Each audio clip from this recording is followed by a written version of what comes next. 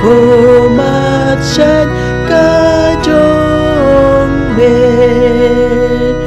la shaboneng ngan yo ban kiu atrai kipai mehang ta la tiaru adu jogi aku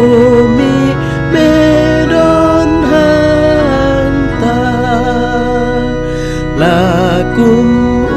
usim ngan hernostet ngan pet cakut kaduriau utrai unlam wat hang tahi unriru yo ngan mensau ladangan ong kajing dum tliu yanga ubriu ban buri